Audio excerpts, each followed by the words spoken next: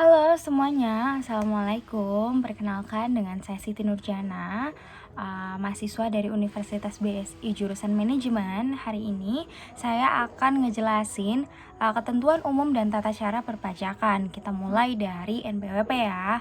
Nah, NPWP atau nomor pokok wajib pajak menurut Undang-Undang KUP Pasal 1 Angka 6, NPWP adalah nomor yang diberikan kepada wajib pajak sebagai sarana dalam administrasi perpajakan yang dipergunakan sebagai tanda pengenal diri atau identitas wajib pajak dalam melaksanakan hak dan kewajiban perpajakan. Nah, NPWP itu terbagi menjadi 3 macam ya. Pertama itu adalah orang pribadi yang mempunyai penghasilan di atas PTKP. Kemudian 2, badan usaha dalam segala bentuk termasuk BUT. Kemudian yang ketiga ada bendaharawan pemerintah pusat dan daerah. NPWP yang didapat wajib pajak dibedakan menjadi 2 macam, yaitu 1.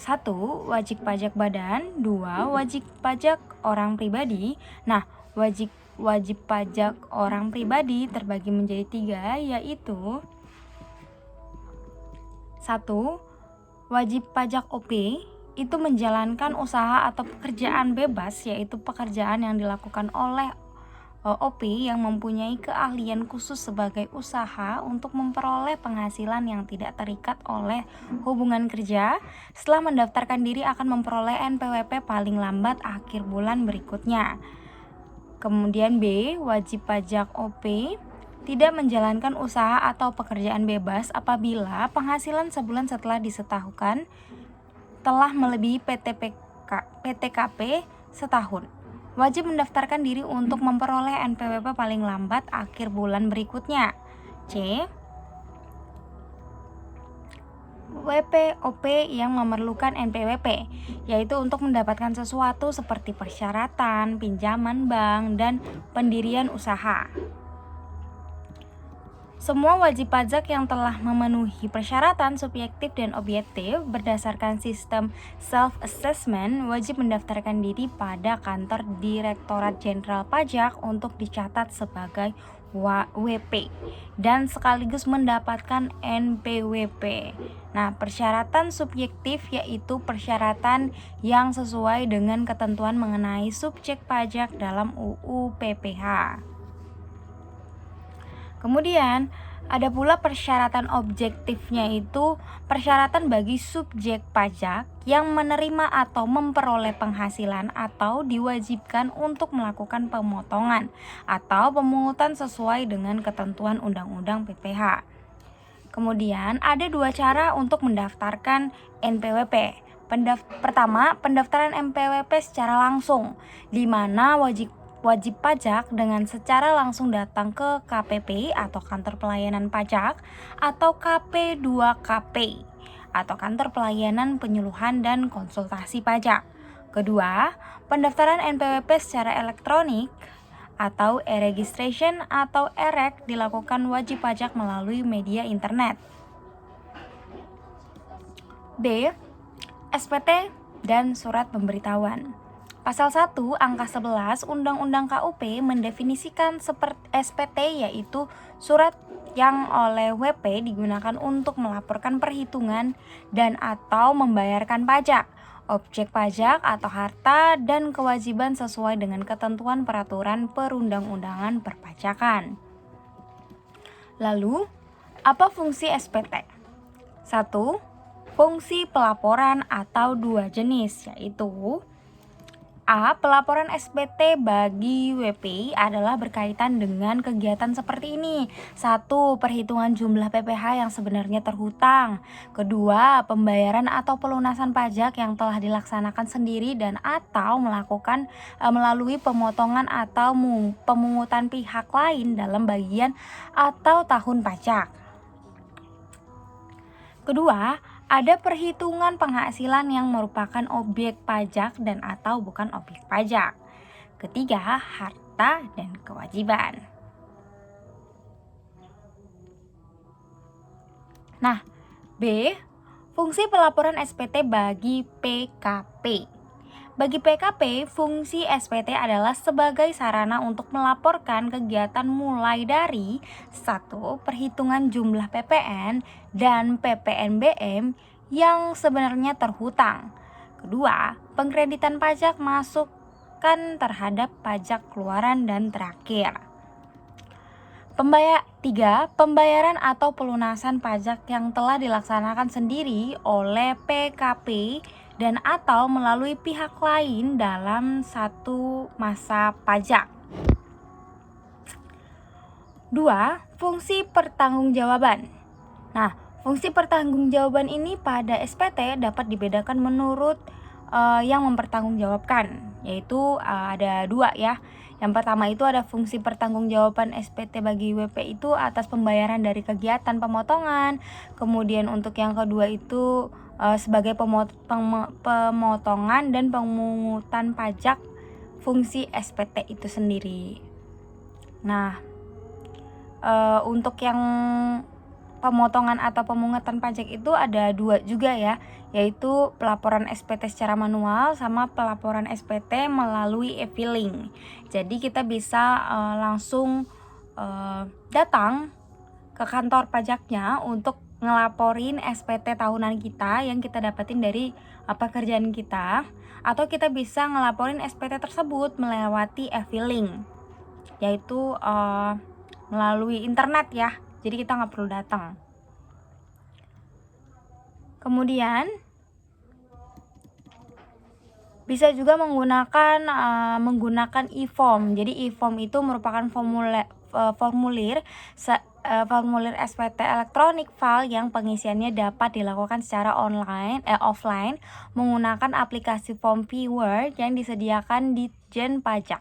Setelah SPT tahunan dibuat secara offline, wajib pajak bisa langsung mengupload SPT-nya secara online via DJP online. Kemudian ada SSP atau surat setoran pajak. UU KUP nomor 16 tahun 2019 pasal 1 angka 14 mendefinisikan SSP adalah bukti pembayaran atau penyetoran pajak yang dilakukan dengan menggunakan formulir kekas negara melalui tempat pembayaran yang ditunjukkan oleh Menteri Keuangan. Fungsi SSP ini adalah sebagai bukti pembayaran pajak bila telah disahkan oleh penjabat kantor penerima pembayaran yang berwenang atau bila telah mendapatkan validasi dari pihak lain yang berwenang.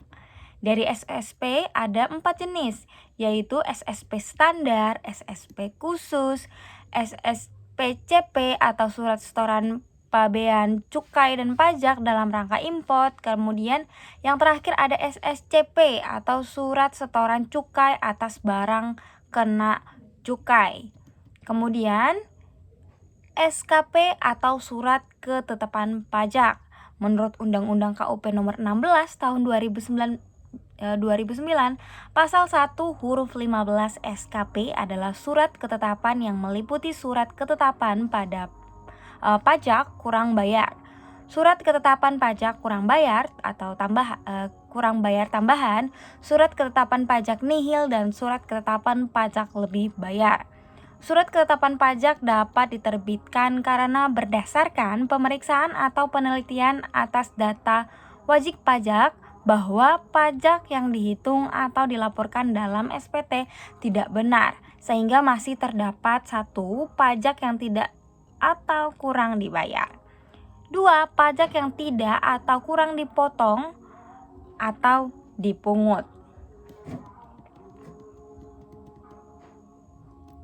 Nah, kita ke macam-macam surat ketetapan pajak atau SKP.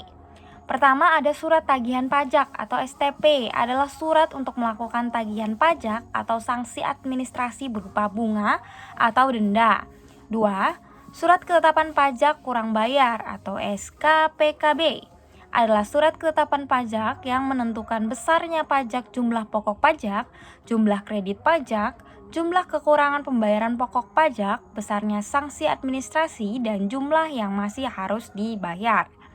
3. Surat ketetapan pajak nihil atau SKPN adalah surat ketetapan pajak yang menentukan jumlah pokok pajak sama besarnya dengan jumlah kredit pajak atau pajak tidak terhitung.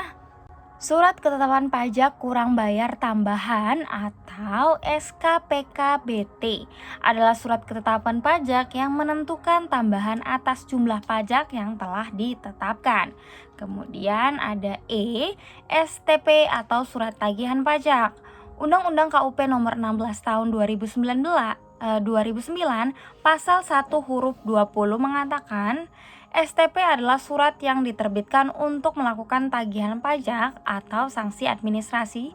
Surat tagihan pajak dapat diterbitkan dalam hal-hal sebagai berikut. Pertama, apabila PPh dalam tahun berjalan tidak atau kurang dibayar. 2.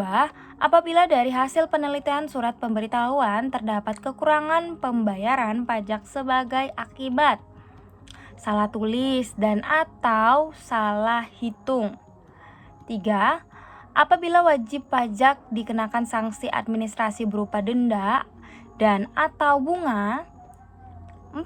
Apabila pengusaha yang dikenakan pajak berdasarkan UU PPN dan perubahan tidak melaporkan kegiatan usahanya untuk dikukuhkan sebagai pengusaha kena pajak.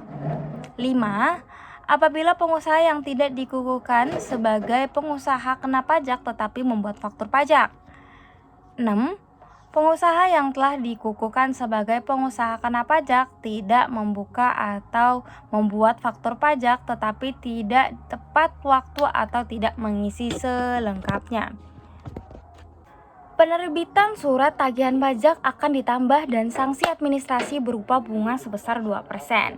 Sebelah untuk paling lama 24 bulan dihitung sejak saat terutangnya pajak sampai dengan terbitnya surat tagihan pajak.